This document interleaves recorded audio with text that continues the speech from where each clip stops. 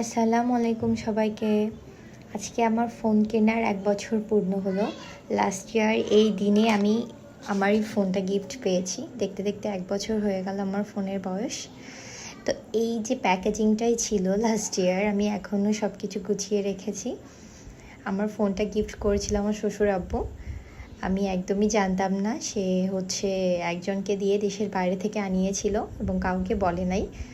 Last year এই দিনে হচ্ছে আমাকে দুপুর টাইমে ফোনটা হচ্ছে আমার হাতে দেয়, অ্যান্ড আমি খুশিতে পুরো আত্মহারা হয়ে গেছিলাম। কারণ হচ্ছে আমি যে ফোনটা আগে ইউজ করতাম সেটা হচ্ছে হাত থেকে পড়ে গেছিলো অ্যান্ড ডিসপ্লেটা ড্যামেজ হয়ে গেছিলো। সেটা নোটিস করে আব্বু, অ্যান্ড দেন হচ্ছে কখন জানি না সবাইকে না জানিয়ে চুপি চুপি একজনকে দিয়ে আনিয়েছিল দেশের বাইরে থেকে ফোনটা। অ্যান্ড এই দিনে আমাকে হচ্ছে ফোনটা গিফট করছিল। আমি খুবই খুশি হয়ে গেছিলাম, কারণ আমিও চাচ্ছিলাম যে নিউ ফোন নিলে আইফোনই নিব। অ্যান্ড সে আমাকে হচ্ছে আইফোনই দিয়েছিল, এই জন্য আমি খুবই খুশি হয়ে গেছিলাম। কারণ মনের মধ্যে যেটা চলতেছে সেটা কাউকে না প্রকাশ করার আগেই যদি সেটা পাওয়া যায় তাহলে কার না ভালো লাগে। অ্যান্ড সে আমাকে আইফোন 14 প্রোটাই গিফট করে। অ্যান্ড এটার কালারটা অনেকেই বলে যে হচ্ছে হোয়াইট কালার কেন, বাট হোয়াইট কালারটা খুব জোস একটা কালার লাগে, সব কভারের সাথে খুব সুন্দর একটা মানিয়ে নেয়।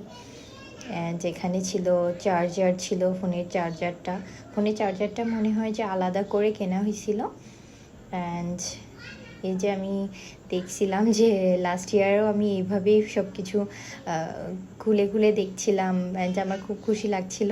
এই জন্য পুরানো যে ব্যাপারটা সেটা নতুন করে তোলার জন্য আজকের এই দিনেও আমি আবার সব কিছু নতুন করে খুলতেছি, আনপ্যাক করতেছি যেটাকে বলে।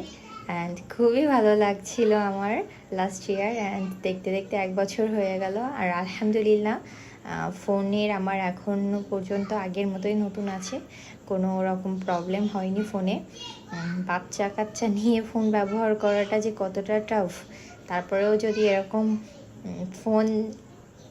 ফোনটা যদি এরকম আগের মতোই নতুন থাকে তাহলে তো আলহামদুলিল্লাহ।